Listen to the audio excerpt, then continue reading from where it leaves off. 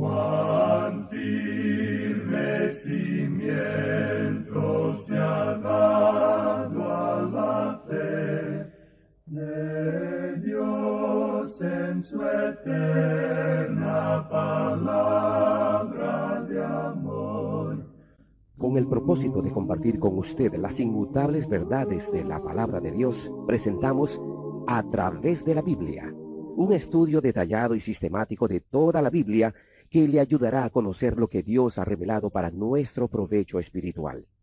Estos estudios bíblicos fueron diseñados y elaborados por el Dr. J. Vernon McGee, versado maestro de la Biblia, quien dedicó la mayor parte de su vida a la enseñanza clara y sencilla de la palabra de Dios. Acompáñenos, pues, mientras avanzamos en nuestro recorrido a través de la Biblia. Cuán firme cimiento la palabra de Dios. Es un gozo estar nuevamente con usted, amigo oyente, para traerle otro estudio de la serie A través de la Biblia.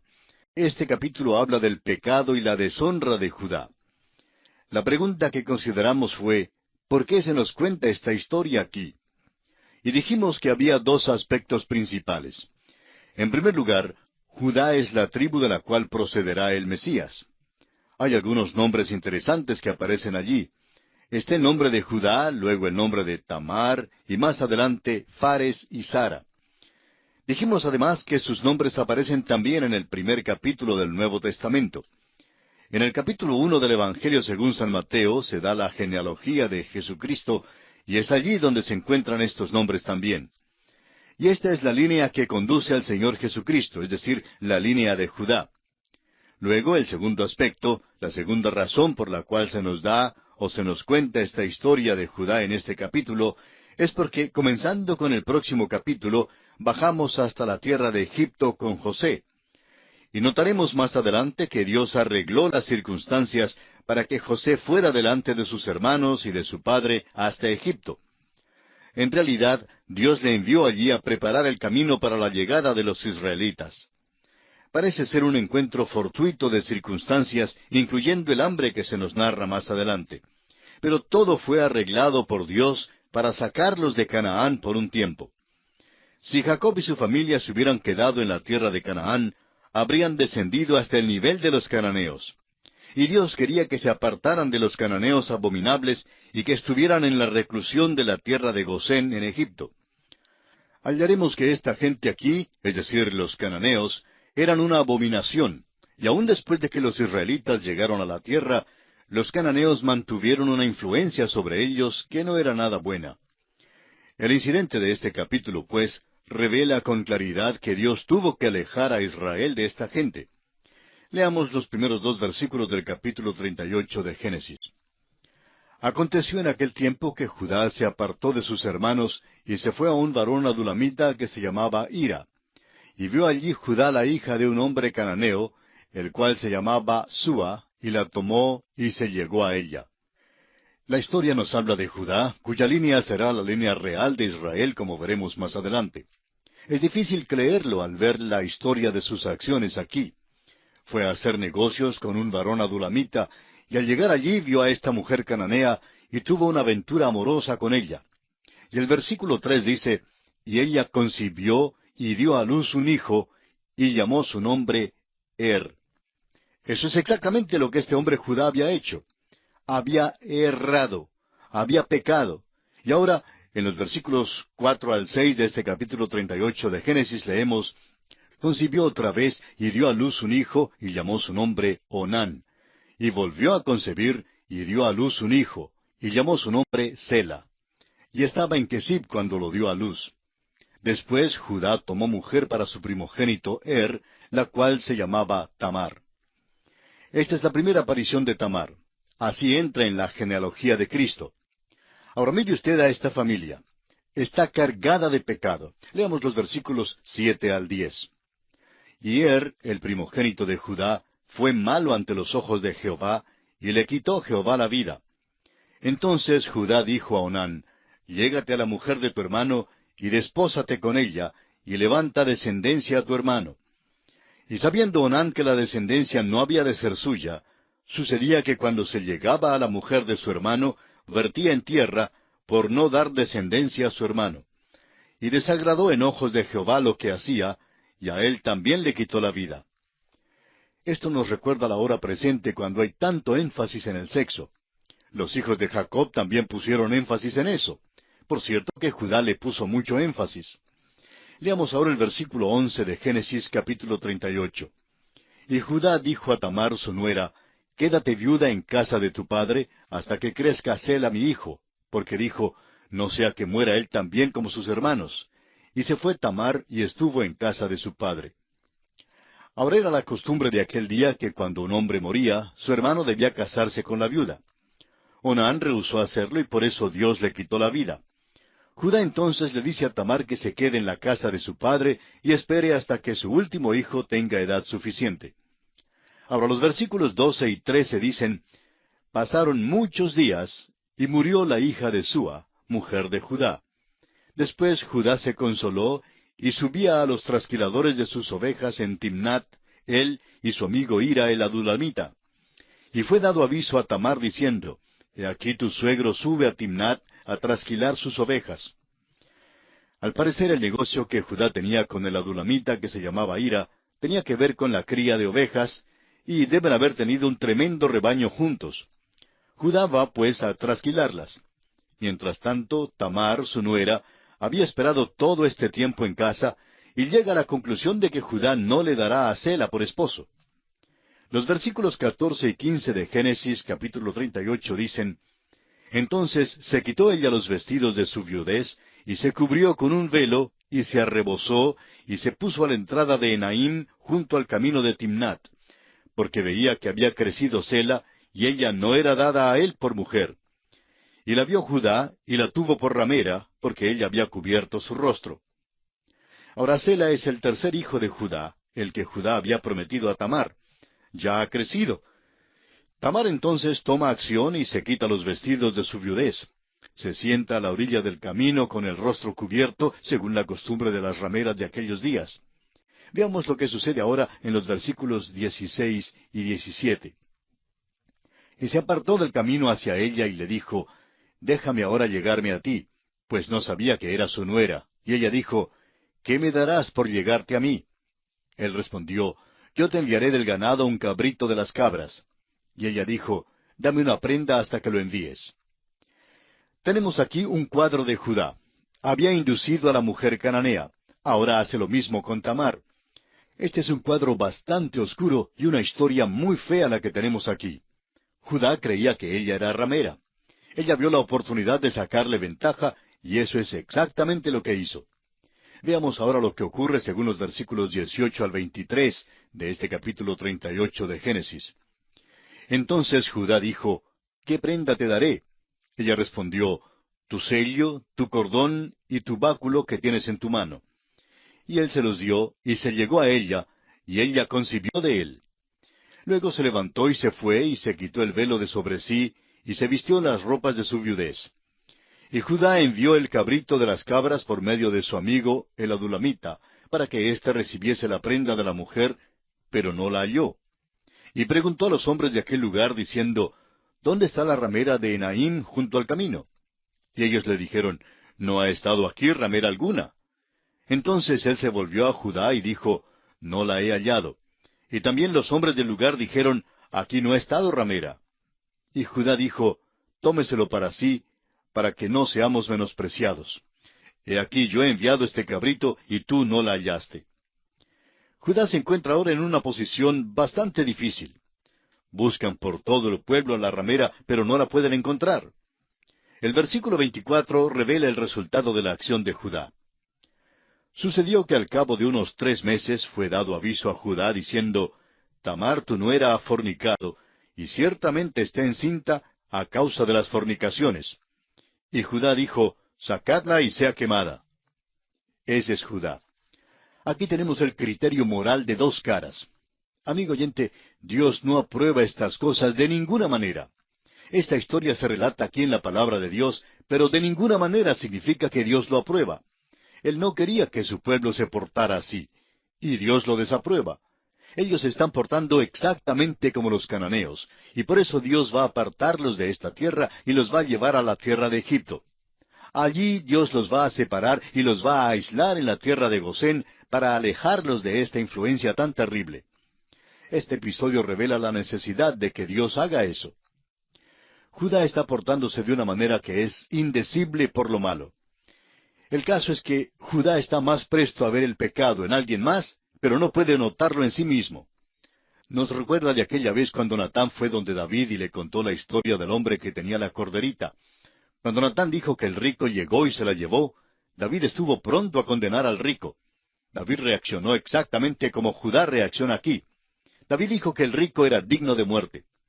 Natán entonces le declaró que David mismo era ese hombre. Es muy interesante que todos podemos ver con tanta claridad el pecado en otras personas, pero no podemos notarlo en nuestro propio ser. Ahora, la acusación contra Judá es realmente doble. Su pecado en sí mismo es terrible, pero además fue con su propia nuera. Esta es la manera en la cual vivían los cananeos. Nosotros creemos que estamos en una revolución sexual en nuestros días y que hay una nueva libertad sexual. Amigo oyente, por siglos los paganos han tenido libertad sexual. Eso es parte del paganismo, y esa es la razón por la cual todos vivían tan vilmente. Esa es la razón por la cual fueron juzgados y quitados de la escena. Los cananeos han desaparecido. Dios los ha juzgado. Y eso debe constituir un mensaje para cualquier persona. Sin embargo, parece que muchas personas, aun entre los cristianos, no toman en cuenta este mensaje. Ahora, ¿le parece extraño que este capítulo esté en la Biblia? Se encuentra en la Biblia, amigo oyente, como una advertencia para nosotros. Se relata en la Biblia para hacernos saber que Dios no lo aprobó. Y explica por qué Dios sacó a Israel de esta tierra para llevarlos a Egipto. Ahora note usted lo que sucede cuando Tamar es traída a la presencia de su suegro. Leamos los versículos 25 y 26. Pero ella, cuando la sacaban, envió a decir a su suegro, «Del varón cuyas son estas cosas, estoy encinta». También dijo, «Mira ahora de quién son estas cosas, el sello, el cordón y el báculo». Entonces Judá los reconoció y dijo, «Más justa es ella que yo, por cuanto no la he dado a Sela mi hijo». Y nunca más la conoció. Judá iba a mandar que fuera quemada, pero ella dijo, «Quisiera que ustedes sepan quién es el padre del niño. Aquel de quien son estos artículos que les estoy mostrando, ese es el padre».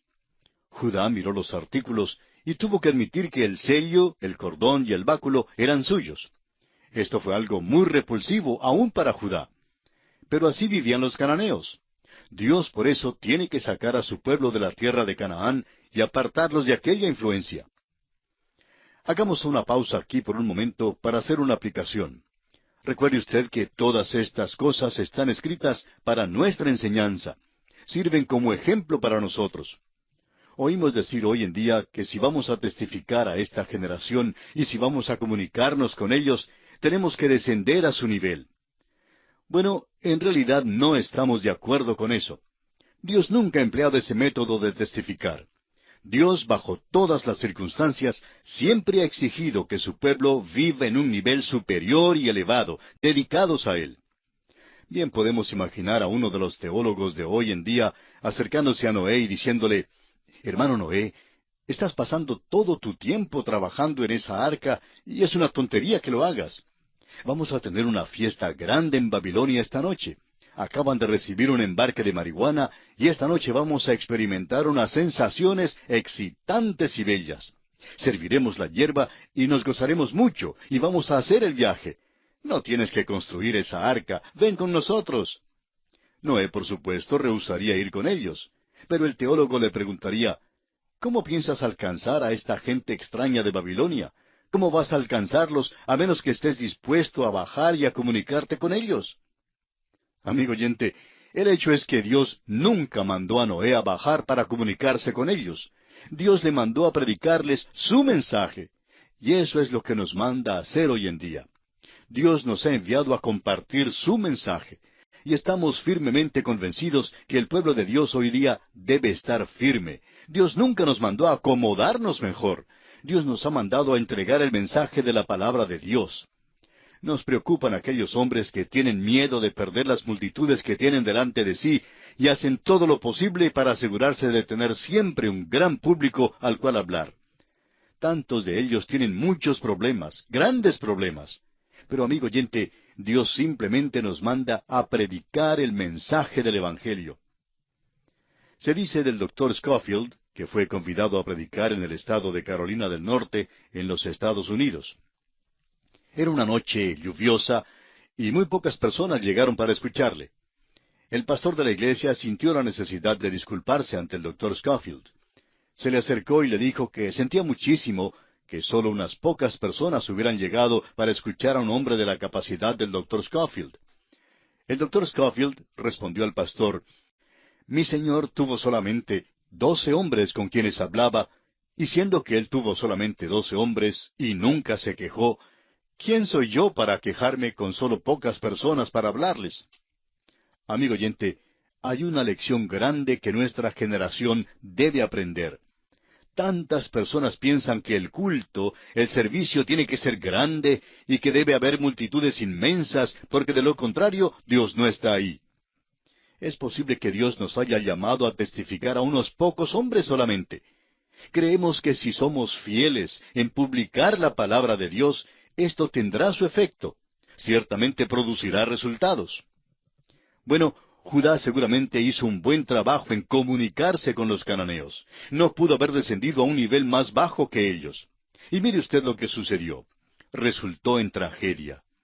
Leamos ahora los versículos 27 al 30 de este capítulo 38 de Génesis. Y aconteció que al tiempo de dar a luz, he aquí había gemelos en su seno. Sucedió cuando daba a luz, que sacó la mano el uno, y la partera tomó y ató a su mano un hilo de grana, diciendo: «Este salió primero».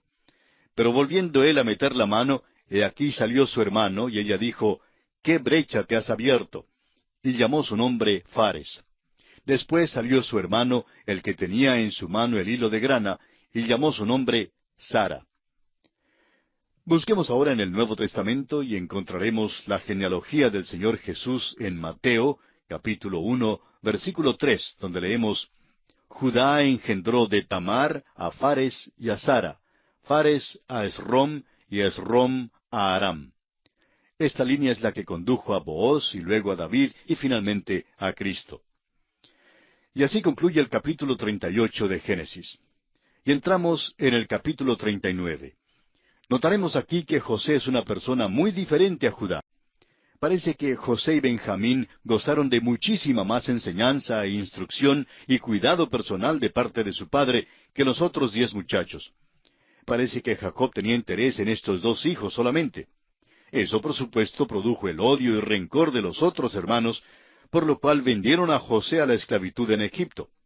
De modo que José y Benjamín también llegaron a ser una gran angustia para Jacob cuando fueron llevados a Egipto. Esta es una perspectiva algo triste para un joven de 17 años. Era esclavo en una tierra extraña. Ciertamente no había nada en el aspecto visible que le trajera cualquier ánimo al corazón. Parece que José tiene lo que comúnmente se llama mala suerte. Aún en la tierra de Egipto, parece que al punto en que las cosas andaban afablemente para él, algo malo le sucedería.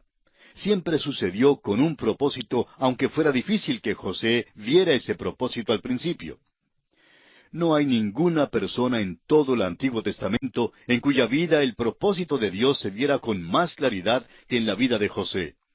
La providencia de Dios se manifiesta en todos los detalles de su vida. La mano de Dios estaba sobre él y la dirección del Señor es evidente. Pero José fue el único patriarca al cual Dios no apareció directamente, según lo vemos en el texto de la Escritura. Dios apareció a Abraham, a Isaac y a Jacob, pero no así a José. Sin embargo, la dirección de Dios en su vida se ve con más claridad que en cualquiera otra vida. Es el ejemplo del Antiguo Testamento de lo que el apóstol Pablo dice en Romanos 8:28. Y sabemos que a los que aman a Dios, todas las cosas les ayudan a bien, esto es, a los que conforme a su propósito son llamados. José lo expresó a sus hermanos en la siguiente manera: «Vosotros pensasteis mal contra mí, mas Dios lo encaminó a bien, para hacer lo que vemos hoy, para mantener en vida a mucho pueblo». Todo parecía andar mal en su vida al principio, y todo el mundo parecía oponerse a él. Mirándolo desde un aspecto exterior, todo parecía oscuro y terrible. Sin embargo, cada paso muestra a Dios realizando un propósito bueno y superior en la vida de José. Esto encierra una lección práctica para nosotros cuando todo parece andar mal en nuestro camino. Porque el Señor al que ama, disciplina. Si somos hijos de Dios, en la voluntad de Dios, podemos estar confiados que nada pasará a un hijo de Él sin su permiso. A los que aman a Dios, todas las cosas les ayudan a bien. Inclusive las desgracias, las angustias y los sufrimientos sirven para nuestro bien y para la gloria de Él. Hay una cerca alrededor de todo hijo de Dios, y nada atravesará esa cerca sin el permiso de Dios.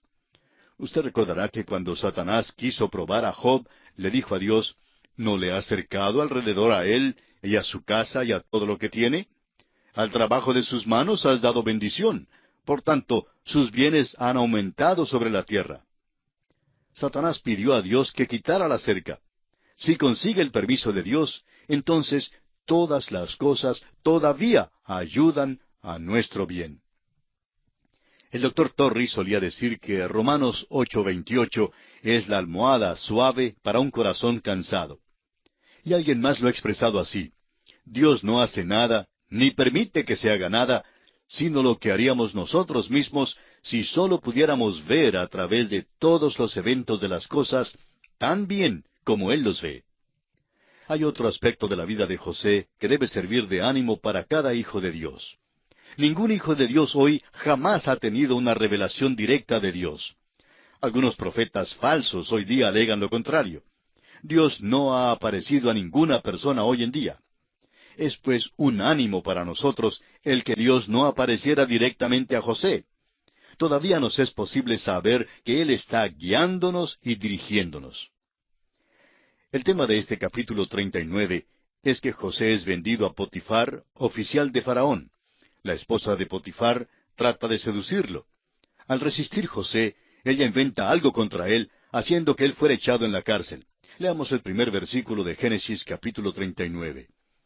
Llevado pues José a Egipto, Potifar, oficial de Faraón, capitán de la guardia, varón egipcio, lo compró de los ismaelitas que lo habían llevado allá. Este joven buen mozo de 17 años sería un premio como ayudante y esclavo en el mercado.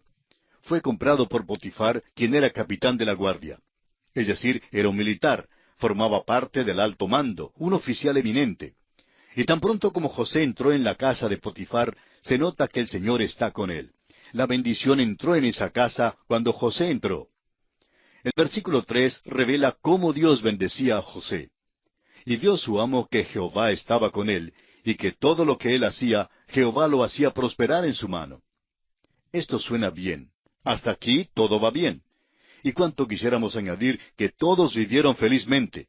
Pero no sucedió así. Así es la vida, así es la realidad. El Hijo de Dios se encontrará con tentaciones, dificultades y problemas en este mundo. Y esto es lo que sucederá a José.